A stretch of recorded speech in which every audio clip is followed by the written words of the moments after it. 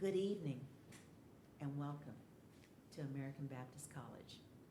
I am Phyllis Hildreth, Chief of Staff and Faculty at the college, and we welcome you to an inaugural lecture series that I'm going to allow my good colleague to introduce in her own way as she introduces ourselves. I do want to say at this point that this is the first of 6 weekly sessions that we plan to hold now, October 13th through November 17th. We look forward to having you join us in person here at American Baptist College in the Susie McClure Library or online. At this point, it is my very great pleasure to turn the podium over to and introduce Reverend Stacy Rector of Tennesseans for Alternative to the Death Penalty.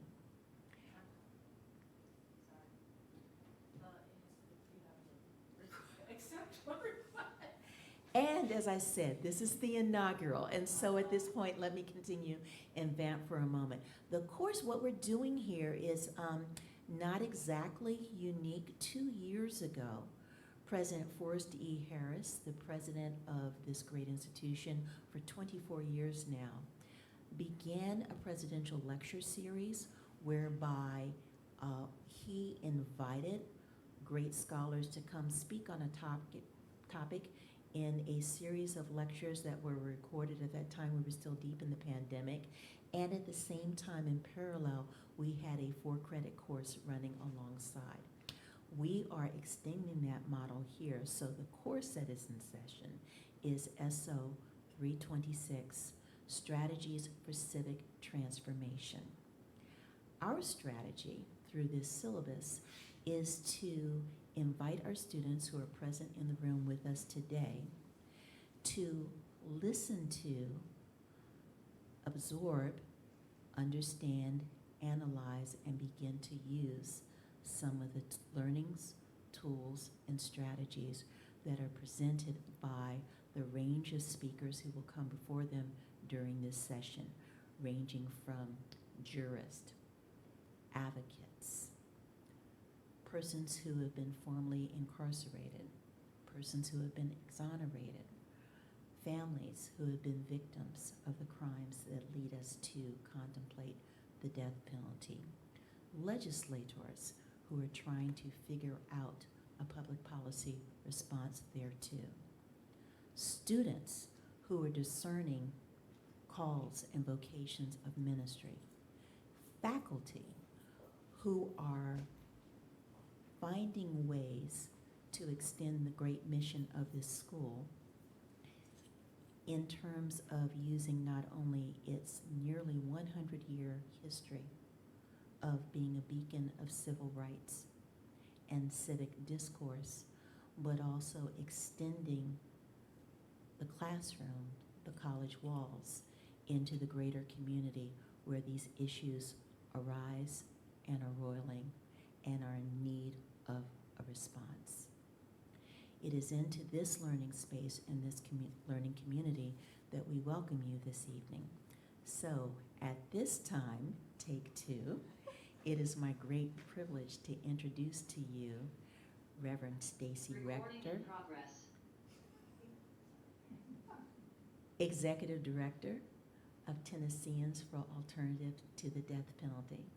We will hear from Reverend Rector, and then after her remarks, and she will explain the slight change in the published agenda for today, she and I will have a bit of a discussion about how we came to this work, questions we may want to ask each other, and we'll also open the floor for questions that you may have of each of us. So without further ado, Reverend Rector, the podium is yours. Thanks, everybody, for coming out on a Friday night to talk about the death penalty. Hopefully we can talk about more than just the death penalty. It's, as Phyllis said, this is a really important topic. It's a timely topic. It's based on a report. This series is based on a report that came out in June, and I'm going to speak more to that in a minute. But before I do all that, I just want to thank all of you for being here. I want to thank Phyllis Hildreth. I want to thank my colleague, Rafia, who we've been working for several months to put this together, and we're here, and I'm grateful for that. And I want to also thank President Harris for inviting us to be a part of this and opening this space to us, and everybody who helped get the word out and will continue to help get the word out as we're moving forward in this series. I also have to confess that my bifocals broke, so if I'm doing this a lot, you'll know why. Yes, I'm glad people can understand. And Phyllis spoke to this, but just to give you a little bit more information about Tennesseans for Alternatives to the Death Penalty, we are a statewide organization, and we've recently broadened our mission. So we're now seeking to honor life by abolishing the death penalty, by preventing violence, and by supporting those who are experiencing harm.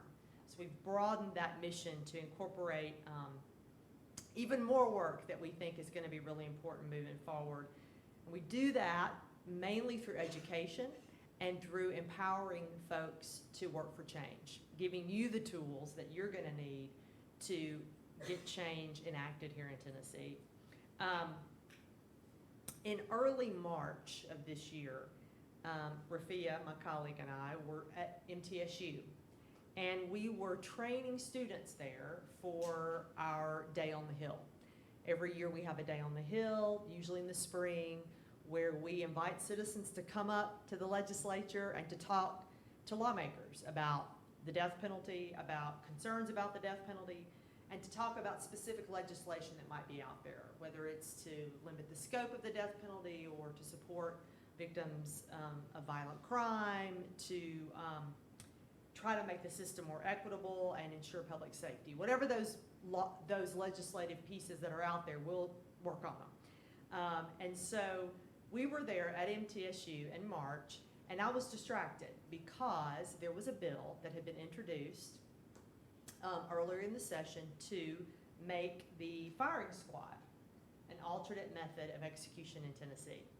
Now, Tennessee already has two methods of execution. We have lethal injection and we have the electric chair. But this bill was out there to bring the firing squad to Tennessee. We were prepared for this bill to move through this particular committee that was meeting that day.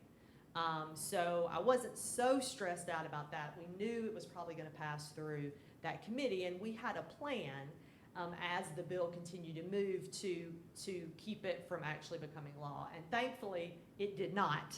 So we were very happy about that. But one of my colleagues was in Nashville sitting in the committee meeting, someone who does some lobbying for us. And so she was monitoring the conversation. And I got a text from her.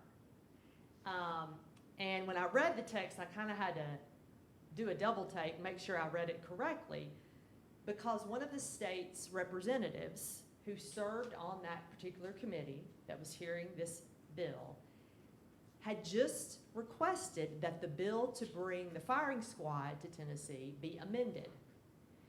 And his amendment that he wanted to add to methods of execution in Tennessee, he said, I would like to add an amendment to the bill to include hanging by a tree. This in March. And obviously you are responding the way I was responding when I was looking at this text and going, what is happening? And what's more, it seems he really was oblivious, completely oblivious to the offensiveness of this statement. In light of the history of lynching in this state and in this nation. Then, as you likely know, just a few weeks later, the Tennessee House of Representatives voted to expel two black lawmakers, Representative Justin Jones and Representative Justin Pearson, for demanding from the well of the House that all the thousands of people that had come up to the Capitol who were concerned about gun violence in the wake of the Covenant School shooting, that those people be given some sort of a voice. And these lawmakers had been trying to make statements, to say something, and their microphones had been cut off at one point. They were very frustrated, and so they spoke, and they were expelled. So all of this was happening in the spring of this year, just as the Death Penalty Information Center, which is a nonpartisan group out of DC that does a lot of work researching the death penalty, looking into just about every aspect of it, they had been working on a report for almost a year about Tennessee's death penalty and the legacy of race in Tennessee's death penalty. And I think that was providential because it dropped just after the legislative session ended. If you have not had a chance to look at this report, it is fairly lengthy, but it is really, really stunning and important. And you can find it, and hopefully I've sent links out if y'all are on our list, but it's deathpenaltyinfo.org, and you can find this report there under reports. But that's the report that we're sort of basing this series on. And this report looks at capital punishment in our state and the broader legal system through a historical lens, tracing the origins of the use of the death penalty to lynchings and other forms of racial violence directed at Black Tennesseans. At the same time, this report then connects the dots between a lot of other issues like voting, like mass incarceration, like sentencing juveniles as adults. And so it does a beautiful job of weaving all that together to really give us a sense of where we've been in our state and how all that continues to show itself, to reveal itself, even in 2023. The opening quotes of this report, and they were able to get this in there. The first quote was from 1901. They have this at the top. And this is out of a paper, I think, out of Memphis. And this says, whenever the people of this city and county believe that capital punishment is necessary to expiate a crime, they hold their own court, selecting a jury to their liking. And if the decision of guilty is had, they finish up their work at the old courthouse elm. Okay, that was in 1901. Again, I want to point you to 2023. Could I put an amendment on that bill regarding methods of execution that would include hanging by a tree? 122 years later, here we are.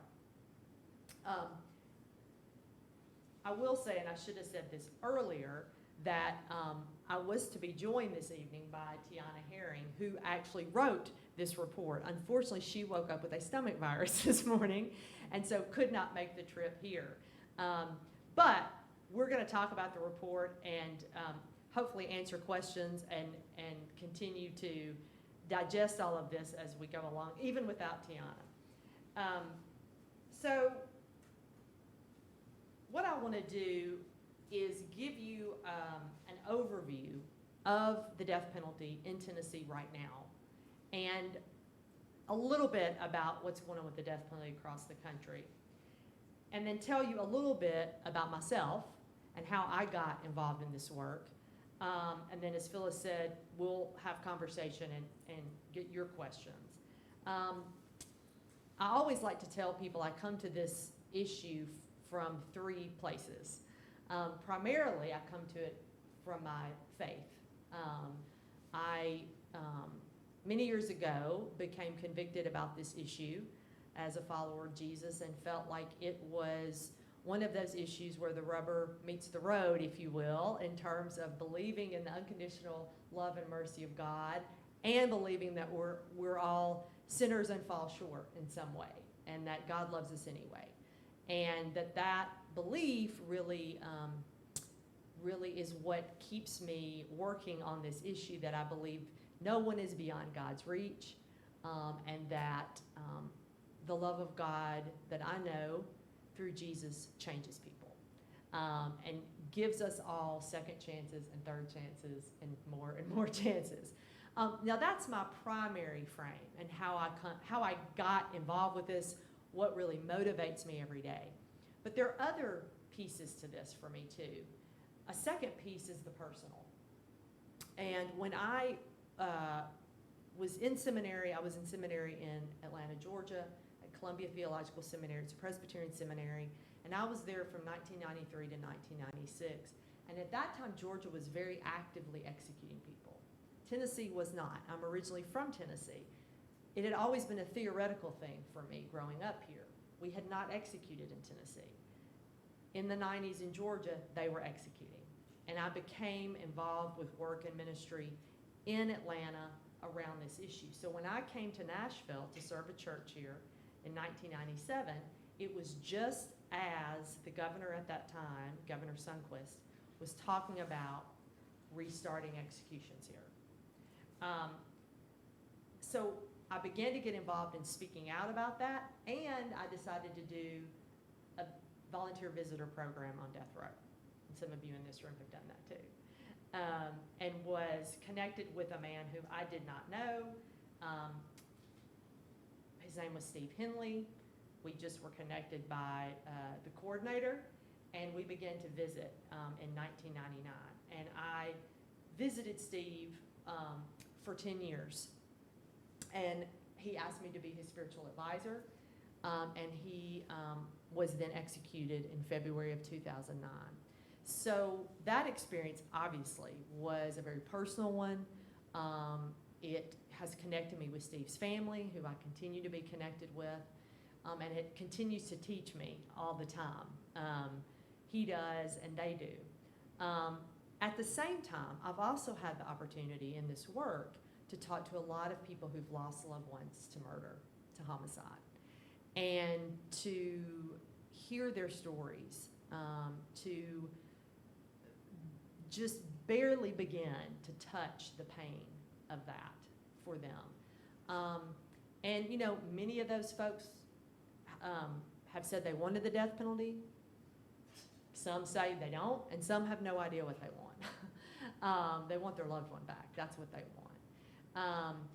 But what I have found in that journey with so many of these folks who have lost loved ones is that almost everyone agrees that the current system that we have today is not helping them.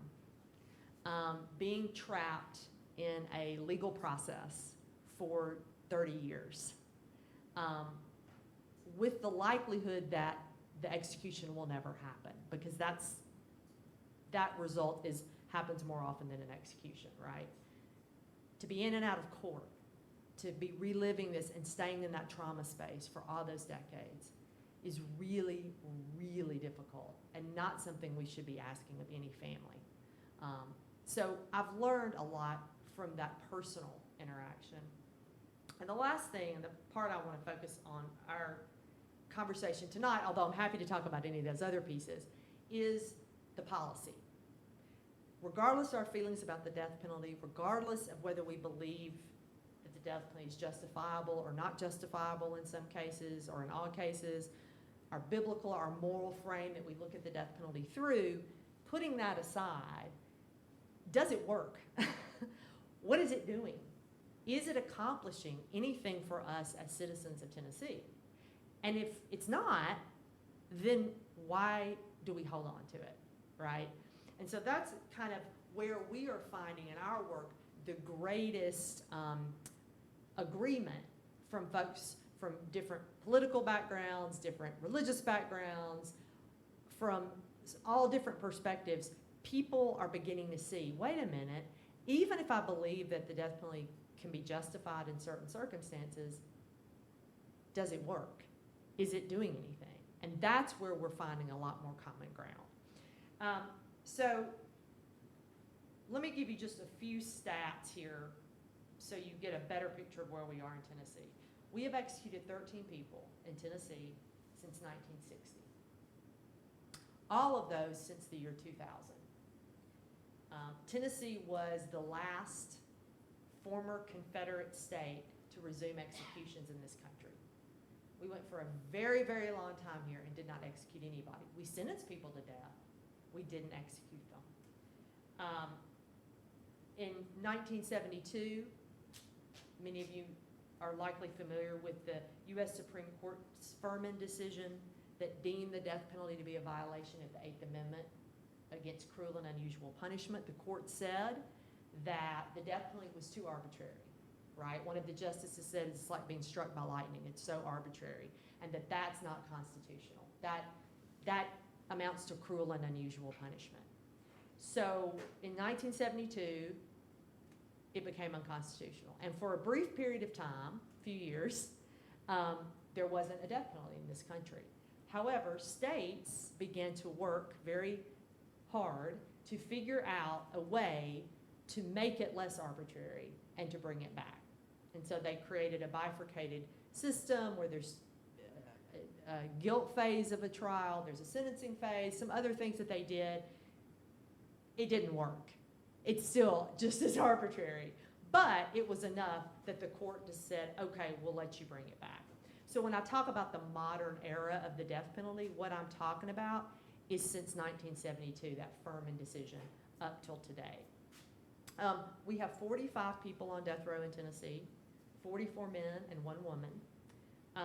Most of those people have been there for decades. In other words, these are individuals that were sentenced in another era. They were sentenced in the 80s and in the 90s. Many of whom, if they were tried today, would not get the death penalty. But these are folks that have been there 20, 25, 30, 35 years. Just over half of the folks on our death row are from one county in our state. Does anybody want to? Y'all are quick. Yes. Shelby County, home of Memphis. Over 50%, I think it's 51%, of the current population on Tennessee's death row is from Shelby County. Davidson County, obviously where we are, is responsible for only 8% of death row. Now, perhaps you're wondering, how does that work, since Memphis and Nashville, are roughly the same size? And yes, Memphis does have a higher crime rate, that is true, than Nashville, but can that fact alone explain the difference in an 8% and 51% gap in sending people to death row? And I would argue that it can't, and why this report is so important for us to visit and to learn and to be educated about. From 1877 to 1950, Shelby County was in the top 25 counties for lynching in this country. 60% of death sentences for black defendants in our state come from Shelby County. Compared to other counties of a similar size around the country, Shelby County ranks 3rd in the number of death sentences imposed. Our death penalty today has everything to do with the history of the death penalty, the history of lynching in this state, and shows how all that continues to impact us today in the way that we do the criminal legal system in this state. Of the 45 people on death row, over half are black, though black people make up only 17% of the population of Tennessee. Perhaps even more telling, 40% of Tennessee homicide victims are white. 40% of Tennessee homicide victims are white. But 74% of death sentences imposed in our state since 1972 have been for white victims. Y'all follow me on that? 40% of victims of murder are white. 74% of death sentences imposed for murder have involved white victims. And I think that it gets to what the system, what value the system puts on certain lives over other lives. 50 years of experience has taught us, no matter how hard we work to tweak the system, no matter how hard we work to try to make the system function correctly, it fails at every turn. It continues to convict the innocent. We know executions continue to be botched, and we continue to spend millions and millions of dollars to make it so. We know that the amount of money that somebody has in their bank account, the color of the victim, the county where the crime occurs, and whether or not that defendant has a mental health issue, those factors are more determinative of who is going to get a death sentence than the crime itself. It's those factors that determine it.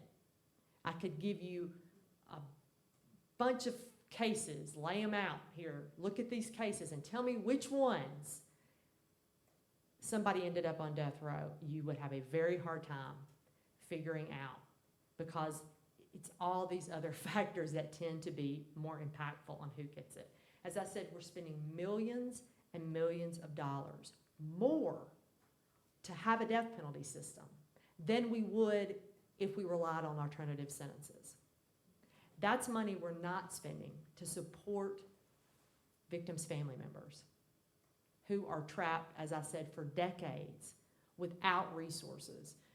Our organization's doing work, and Rafia is leading the charge on this, to try to deal with the victims' compensation issue in this state. Our state denies over 60% of people who even apply for compensation in the wake of violent crime, right? So folks are desperate to get help when something happens tragic to a family member. And yet it is very, very difficult for them, right? And they continue to have needs that are not being met and that the death penalty is not meeting. We could be spending that on trauma-informed care for our children, for communities that are disproportionately impacted, for mental and behavioral health care, all of these things that we know in Tennessee we need, and we need desperately. That's where we could be spending all of this money that we're pouring down this death penalty drain. We know that there are human costs to this system. Obviously, the folks on death row, obviously their families, as I've said, the victims' families, but we also have correctional staff here in Tennessee that are asked to carry out executions on our behalf. These are people that, you know, have to go in, take someone, strap them down, generally someone that's been out there for 20 or 30 years, who is no threat to anyone, and then execute them. Go home, tuck their kids in, go to bed, get up, and go about their business as if it was just another day at the office. We ask Tennessee employees to do this, some of the lowest paid correctional staff in the country, by the way, and I'll speak more to some of the issues around lethal injection and that in a minute. But there is trauma that we're learning about, that wardens, correctional officers, commissioners are coming forward and saying, this has been a very traumatic thing for me, and I don't have help for it. And we're asking them to do that. Jurors, any of us could be called to serve on a jury. And what we're finding out is jurors, after the fact, may find out they didn't have all the information. They may find out the wrong person was sentenced to death, and they were a part of that. How are we helping them? What's the impact on them once they have given someone a death sentence? And we know we get it wrong, right? We know we get it wrong. We are up to 195 people, 3 of them from Tennessee, that have been exonerated and released since 1972, when evidence of their wrongful conviction finally was considered. That means for roughly every 8 executions we've had in this country since 1972, we've let someone go because we were wrong. And those are the people that we figured it out in time. We don't know how many innocent people we have executed in this country. And these folks are alive not because the system worked. Sometimes I'll hear folks argue, oh, well, that's the system working. The system tried to do everything it could to execute those folks. They're alive in spite of the system, right? Not because of it. 67% of those cases, of those 195 cases, roughly 67%, included official misconduct as part of the reason those folks were sentenced to death for something they didn't do. Official misconduct by police or prosecutors or other government officials. 67%. And official misconduct was more likely in cases involving defendants of color. So there's a lot to digest. There's a lot that's wrong, and I want us to have time to talk more about that. But I do want to tell you that there is some positive stuff happening too. And I think we can continue to make positive stuff happen as we get more educated and more empowered to do something. Polling right now in this country around the death penalty, support is at 40-year lows. In the 90s, you had 80% plus support for the death penalty. Today, it's more like 60. And if you give people options, choose the death penalty, life, other sentences, then the majority of people choose something else. Vanderbilt did a poll in Tennessee in 2022, and 53% of Tennesseans chose an alternative to the death penalty. 53%. So Tennesseans are moving away from the practice just like the rest of the country. In our state, we have only had 3 new death sentences since 2013. 3 new death sentences. Again, which speaks to the fact that those 40 some odd folks on death row were sent there a long time ago, right? Juries are just not giving the death penalty. Prosecutors just aren't seeking it the way that they used to. And that's good news, right? That's good news, and we have to keep moving in that direction. 23 states don't have it anymore. Virginia got rid of it in 2021. Virginia, very active death penalty state, very, very active. It got rid of it, first southern state to do so. And in the last 4 years, 4 other states have ended it to get us to that 23 number, plus the District of Columbia. 14 states haven't carried out an execution in a decade, which means that we are now up to 37 states that no longer use a death penalty, either by law or practice. That's tremendously good. We got to keep moving in that direction. There's other things I can say, and maybe we'll hit on some other things when Phyllis and I talk. But I think that for me, again, when we talk about this policy, asking ourselves questions about what is it that we expect of our public policy? What is it that we expect? What do we want as a community? How do we want our legal system to be, right? And so there are questions that we have to ask.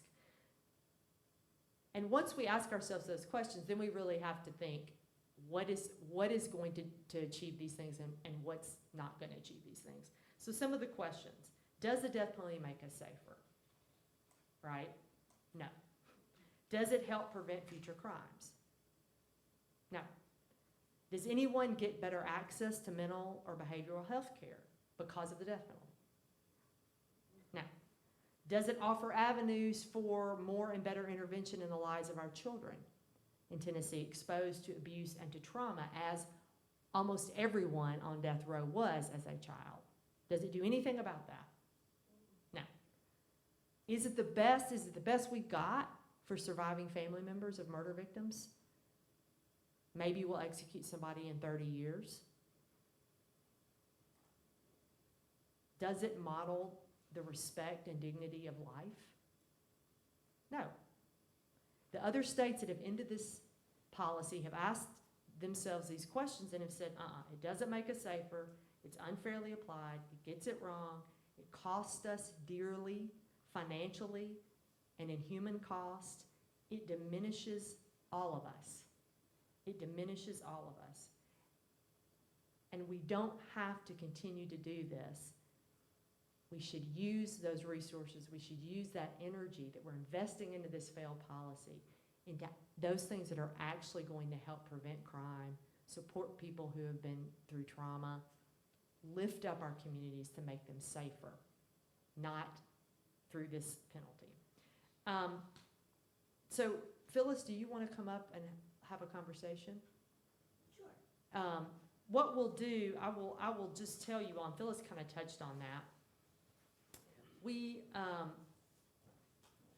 after this evening, which was our soft launch of this series, we will be doing this for the next 5 weeks after this. Next Friday night will be a conversation with Jerome Moore, who is the founder and CEO of Community Changers, and Ndume Olatushani. And if any of you have never met Ndume, some of you have. Ndume was on Tennessee's death row for 20 years, in prison here for 28 years. He was finally freed in 2012. He was wrongfully convicted, and he taught himself to paint while he was on death row. And he is an accomplished artist, and he will be exhibiting art here next Friday. So I hope folks will come back for that. And then we've got some great opportunities to hear from people who've been exonerated, both from death row and from life sentences. We're going to have Jamar Tisby, who wrote The Color of Compromise, New York Times bestseller. He's going to be here. Rafia and the Rafa Institute will be here to talk about restorative justice. And then we'll have Senator Charlene Oliver, Tennessee State Senator, here to tell us about how we can do more to change things. So with that, I'll invite Phyllis up, and we just want to talk to you all about your questions, your comments, thoughts. Yeah.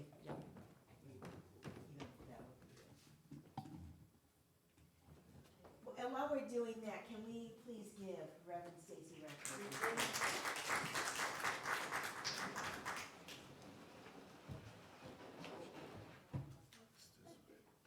That's it. You can see us.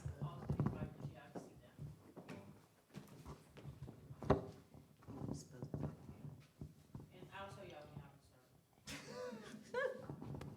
Thanks, Rafia. Is it working? Yes. Thank you so much for that comprehensive and almost overwhelming. Yeah, it's Review. a fire hose. Recording in progress. Thank you so much for that comprehensive and overwhelming introduction to the topic of the death penalty in Tennessee. And you alluded to it a little bit. The report dropped this summer, and you, in your capacity at Tennesseans for Alternatives to the Death Penalty, said, we need to get this out. Would you say a little bit more about your thinking of what it is you want the learning public to receive and then respond to with the series as designed? Sure. I mean, I think, the title of the report, I think, says it, Doomed to Repeat. And as we know, currently there's a whole lot of debate and discussion about what are we teaching folks in the schools? What are we talking about? All the critical race theory conversations and all these things. And the reality is, we have to understand our history. It is not history. It's still happening, right? It's just taking on different forms. It's just mutates. And this report, and I know probably more than a lot of folks do about some of this, and there was still stuff in here that shocked me, that I did not know. As someone who was raised in this state, went to public school in this state, I didn't know most of this stuff.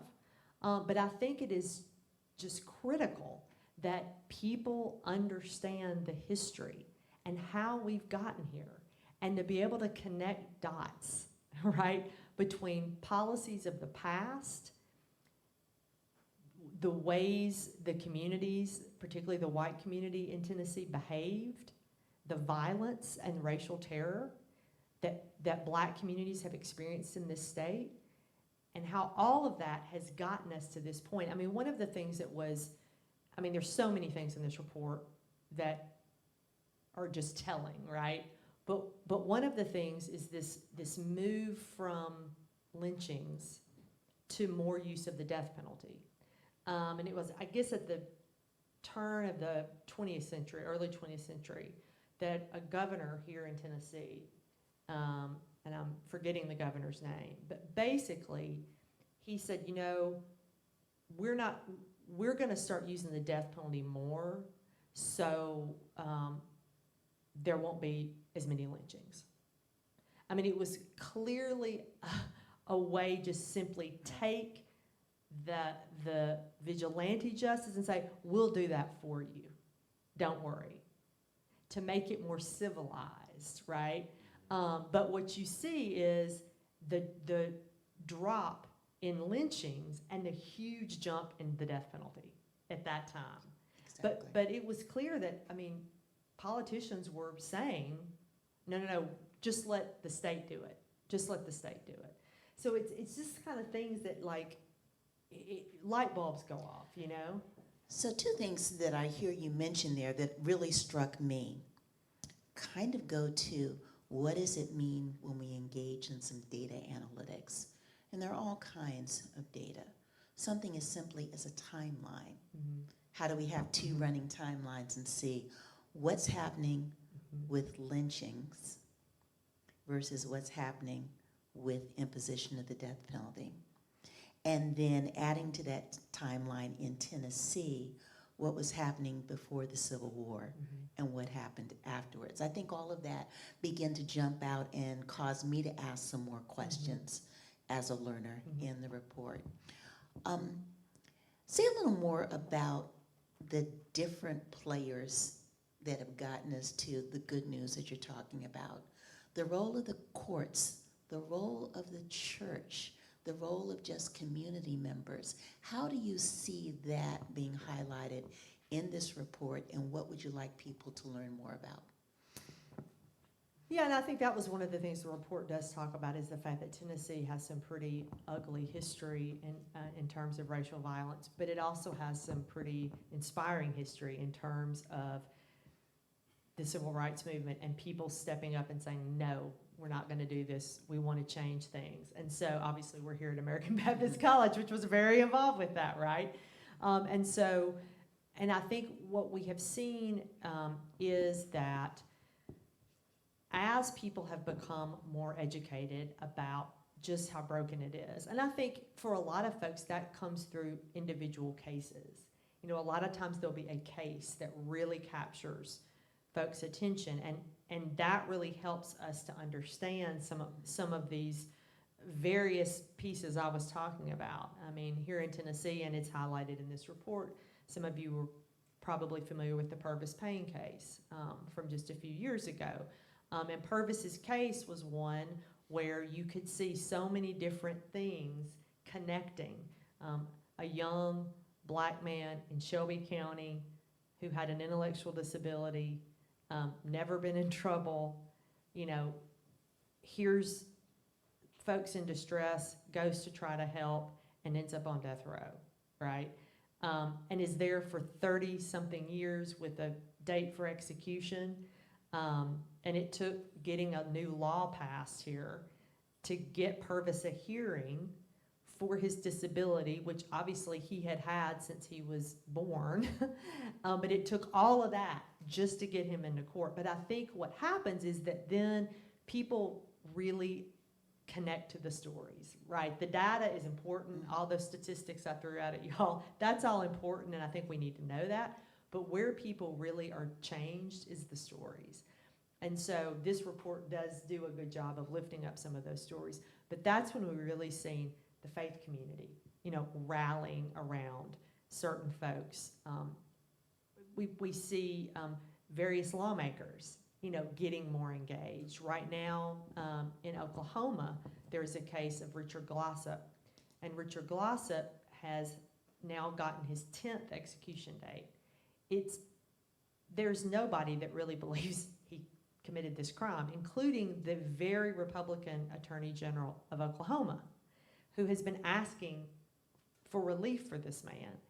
And what we've seen is now 20 or 30 lawmakers, Republican lawmakers in Oklahoma, saying there's something seriously wrong with the system if this guy is about to be executed, right?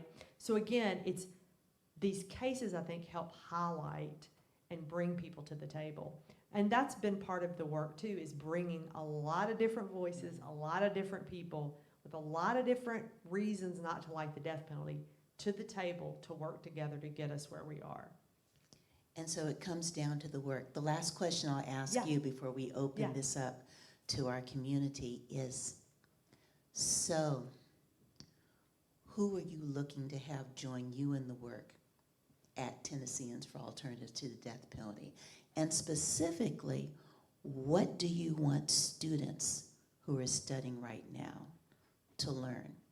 What skill sets do you want to focus on? Who is it that you want to have in your office with you going out into the field and doing this work right now? Well, it's every single person in this room. I know that's a shock. Yeah, I mean, what we need are people to understand the issue and to help educate whatever community you're a part of, to continue to provide ways for us to share about this work, to empower you to share about this work. We need folks to be able to learn how to talk to their lawmakers, get trained to do that, and we can help folks do that. Writing to their lawmakers, writing letters to the editor. When a story comes out, if you see a story somewhere online or in the paper and there's comment section or there's, to be able to say, wait a minute, I know something about this and let me tell you what I know, right? Here's some of the things that, the reasons why I'm concerned about the death penalty. Different tools in your tool belt so that you're able to be informed and empowered when those opportunities come along to speak to it and to create opportunities. I mean, many of you are probably part of faith communities. You may be a part of book clubs. You're part of different organizations. Like, those are all audiences that need to know about this, right? That need to understand this and need to get empowered to do something.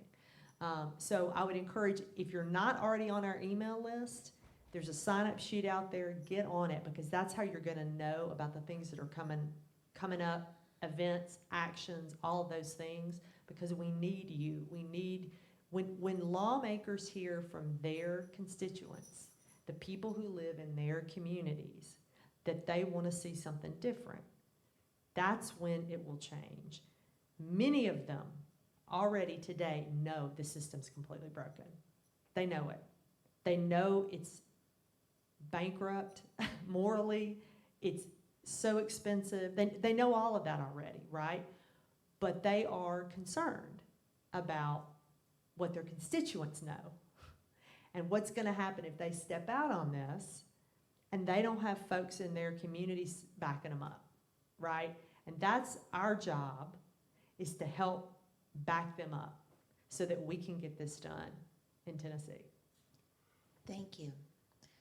Looking out in this room, we see that there are committed, accomplished, and curious persons present, some of whom have been working in front of the cameras, some behind, some in the academy, some in the civic space, just some in communities. This is your opportunity to either ask your questions or share your challenge, because this is a living learning community, and we're also building a living syllabus. What is it you think we need to be studying and learning as we move on this journey? Floor is open, so come on up, grab the mic, speaking to the camera. Let us hear from you right now. Did not make me call on you. Yes, sir. Please. I'll give you, Please come on up. If you don't mind, give your name. I'm Ed Miller, and Phyllis and I have worked together on a case, so we have a little experience. But one of the things that's very interesting in Tennessee is that there is no statewide standard for when a court may have the death penalty. And one of the stories that I tell is that if you don't want the death penalty, go down to Lincoln County, Tennessee, and kill 6 people, and you won't get the death penalty.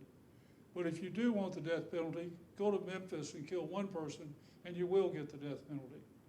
And the fact is that the most recent case that we've had where there was a multiple murder was right nearby in Sumner County, where 8 people were killed, and the defendant did not get the death penalty. And that's because the local district attorney general is the one who makes the decision on whether or not to seek the death penalty. As I say, there's no statewide standard. And I'll just piggyback on that. That is why, and there's a document out on that, on the table about why the local elections of district attorneys matter so much. They are the ones who decide so much about what happens in the legal system. In fact, they are probably more powerful than judges. There's a book called Charged by Emily Bazelon that came out a couple years ago, and Memphis is highlighted in it, the Shelby County's DA's office there. There's a new DA there now, and there's a lot that's been going on, as you might imagine, between the state, who are very concerned about this new DA in Memphis, who has a different way of looking at things than folks in the legislature maybe do, the majority of folks in the legislature. But the local DA is so important. And I think, you know, Ed mentions the Sumner County case that recently happened. We have someone on our death row here, and probably more than this one individual, but this young man, black, poor, living in Memphis, violent neighborhood, stealing cars. Went to steal a car. An elderly man came out of the store. They tussled. He was thrown down on the ground, and the young man drove away in the car. The man ultimately died because he had a bleeding disorder and was injured and died as a result of that incident. Terrible, of course, terrible. No premeditation, no weapon, no intent whatsoever to harm anyone. He is on death row. And someone who killed 8 people and someone who killed 6 people is not. It gets back to the being struck by lightning thing, right? Like, who gets it and why? So much of it goes back to those factors I mentioned before. And county and DA is a huge piece of that. Arbitrary, almost capricious. Yes. I don't think I heard this mentioned because I stepped out for a minute. Although we've made some great progress in the death penalty, we haven't executed in years. This year, we had 5 people that were scheduled to be executed, which is a big jump in the previous years. They, however, did not. What is the risk of them still being executed, even though we've made progress? Thank you, Rebecca. Hello. We'll juggle a microphone. I know, we're figuring this out. Thank you. And this is Rafia Muhammad McCormick, who is the Community Outreach Coordinator with TADP and my amazing colleague, and a great question. In 2022, Tennessee had scheduled 5 executions. We got within an hour of one of those executions. Oscar Smith had taken his last communion. He had had his last meal. The family of the victims were sitting in the witness room, and it was stopped because there was a problem with lethal injection, the technical problem. What we learned, to the governor's credit, he said, nope, we're not executing anybody till we dig deeper into this. He had an attorney from Memphis look into this, do a report on a limited part of the protocol, but a good report came out at the end of 2022, and it basically said Tennessee Department of Correction isn't following its own protocols. There are so many questions about where these drugs are coming from. What training are we giving the folks who are supposed to carry out this execution, who have no medical expertise whatsoever?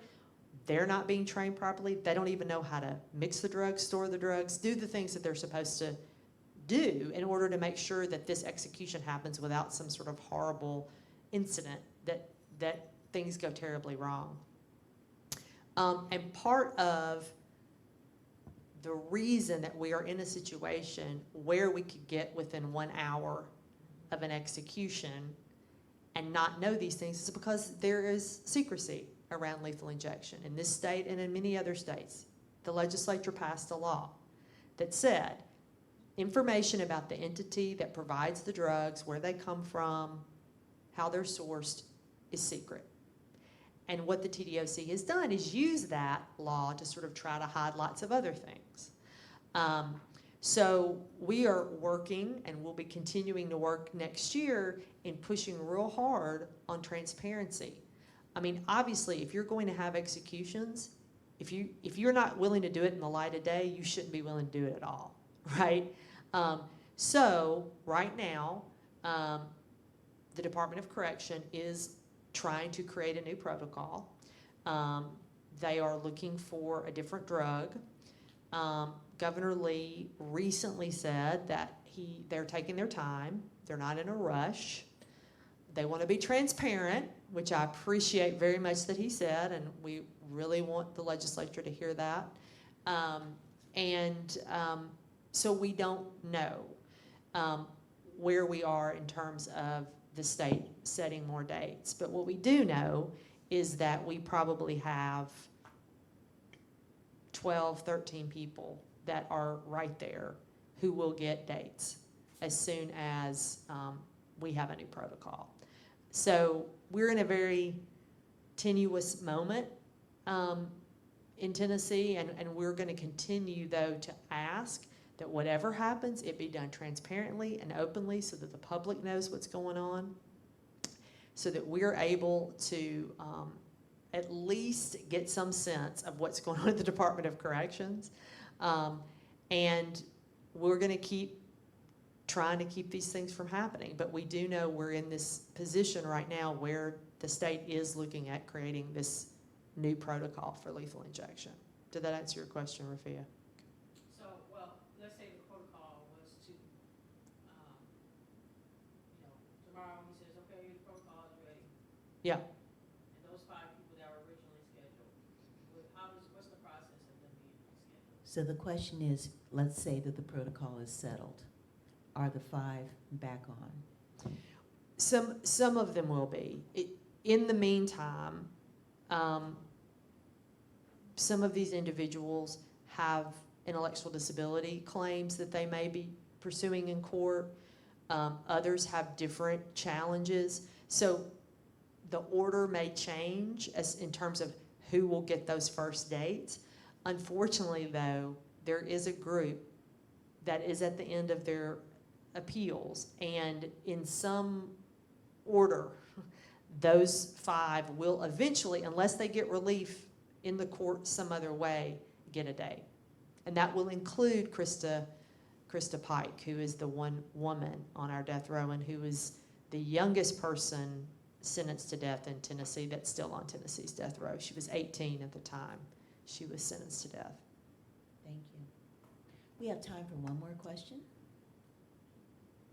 Anybody? Yes, please.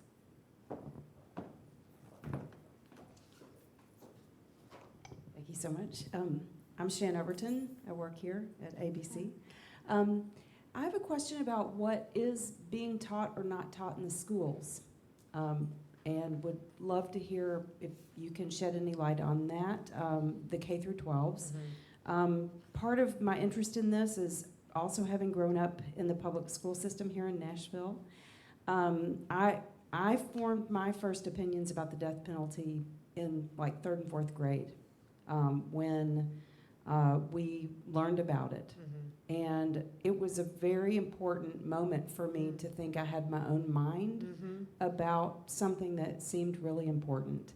So I'm wondering, given the politics of these kinds of conversations, what you know about that, what you might encourage us to do or say or think about as we look into our school system and how it's interfacing with this question. Thank you. That's a great question, and I'm probably not the person to answer it in terms of what is actually being taught. you know, I don't even know if they mention the death penalty anymore in school. I talked about it in high school, I guess, is when I began to learn about it. So, you know, that is just such a fraught area right now. And I know there's so many educators in Tennessee and in other states that they don't know exactly what they're able to say and not to say.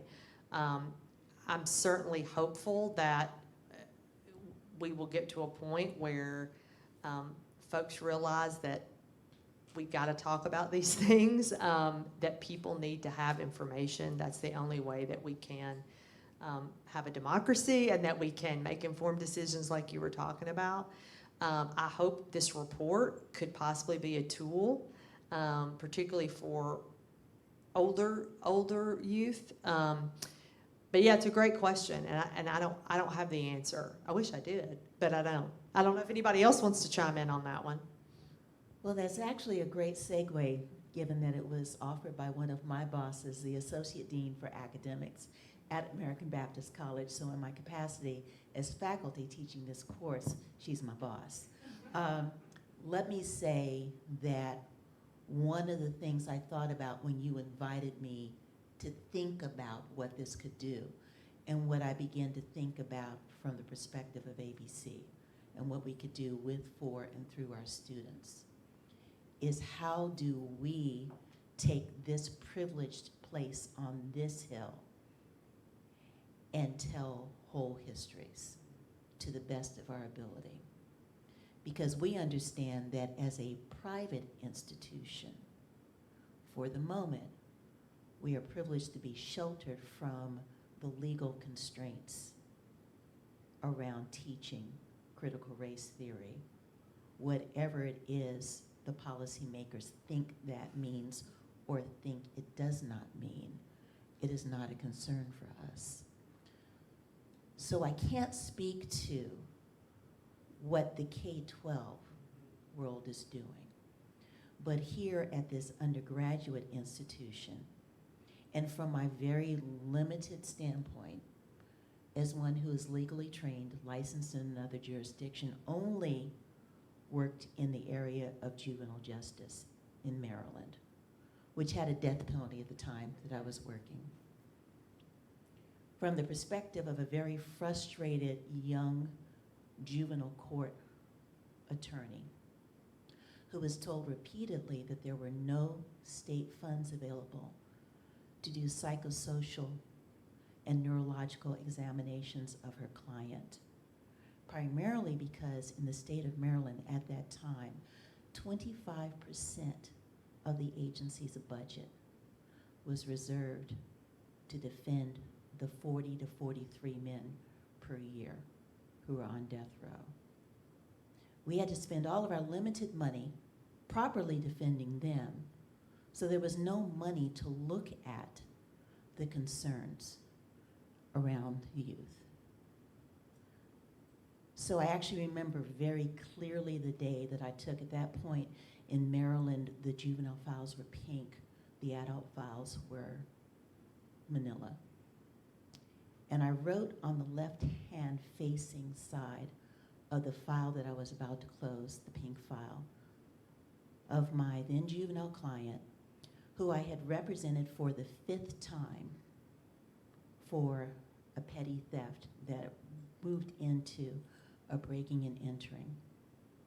And I actually wrote a note to the Capitol Unit saying, "Dear Capitol Defense Team, when you pull this file from the archives in a few years to work on the Capitol mitigation, please be advised that there were questions here about whether or not there was something physically wrong, neurologically wrong with this client." Now, this would have been in 1989, well in advance of where we are with our medical science right now and our neurological understandings.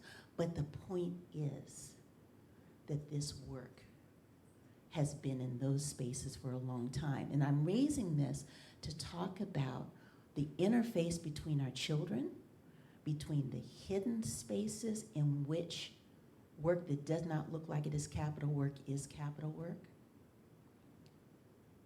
What are we looking for? What are we trying to prevent? What are we getting out in front of? All we know is that we can start telling what we know when we know it to the best of our ability. So I will close by sharing with you two things. First of all, we talk about going back to the weapons of our warfare. Well, I may not have done capital litigation, but I got that JD, right? So the first thing I wondered when I read the report is, who else is teaching this? And I found in Amherst, there was a professor who has done a senior seminar for a while. He said, well, the first thing you do is have to look at Furman. I'm like, Furman v. Georgia, 1972? I don't think I remember that in law school back in the 80s. And so I read it again in preparing for this course right now and came across what's most interesting is they said, you've got to stop it as an Eighth Amendment cruel and unusual justice case. The opinion is 1 page long. The concurring and dissenting opinions run another 200 pages. And 60 of that, in a concurrence saying, yes, this is cruel and unusual, was penned by Justice Thurgood Marshall. For our students who are in the class right now, this is assigned reading. This is one of your key texts for this course. And I think it's important to look at the analysis. Justice Marshall gives a history going back to the British era up to what was then contemporary. He looked at data and data analytics, but he also said our policy analysis needs to focus on 6 areas. I wrote them down. He said, in order to determine whether or not we need to have a death penalty or whether or not it's working, we need to look at a couple that sound like yours. Retribution. Does it deter? Does it prevent repeated criminal acts by the actor? And then listen to number 4. Justice Marshall in 1972 was worried about the encouragement of guilty pleas. Do we drop a death notice to try to extract a guilty plea to a lesser crime or a lesser penalty? Number 5, eugenics. In 1972, Justice Marshall asked the question, is the death penalty, as it is being imposed, an instrumentality of eugenics? And his 6th was economy. Is it cost effective or not? It seems to me that October 13th, 2023, Justice Marshall is still setting the syllabus for this course. That with the 5 remaining sessions that we have, we need to be asking about retribution, rehabilitation. Is this a sleight of hand of coercion? Are there eugenic, systemic actions underfoot? And then what does it cost, not just in dollars and cents, but what does it cost each and every one of us who is touched by this, whether we know it or not? So the education dean that we have in this syllabus that I hope we'll really be able to dig into in the remaining 5. I'll just give you an introduction. The course description. Tennessee law permits, but does not require, state execution of some persons convicted of murder. United States constitutional law, through its 6th Amendment right to counsel, 8th Amendment prohibitions against cruel and unusual punishment, and the 14th Amendment requirements for due process, restricts and arguably regulates the state's exercise of this extraordinary power. Yet historic racial disparities in state killings persist. And sometimes state mistake or misconduct convict and condemn innocent persons to face unjust death. These dealings in death, whether criminal or procedural, take a toll on every person involved. They strain and stain the professional, civic, and private communities they touch. They break us. This course responds to that breach. This 8-week intensive course immerses students in interdisciplinary, multimodal, and dynamic learning community, wrestling with the past, present, and future of capital punishment in Tennessee. In partnership with Tennesseans for Alternative to the Death Penalty, an organization that works to honor life by abolishing death penalty, preventing violence, and supporting those who experience harm. Students will learn from and interact with scholars, legislators, persons formerly on death row, Innocence Project advocates, and family members of persons who were murdered through a series of 6 weekly public lectures. Our learning will be supplemented through examination of racial disparities in the prosecution, adjudication, and administration of death penalty cases through study of key Supreme Court opinions, enacted and proposed Tennessee legislation, public data, investigative analysis, and personal narrative. Through this journey, students will be challenged to identify embedded theologies of justice, accountability, repair, healing, and grace. Thank you for joining us on this journey. We look forward to seeing you next week. Thank you.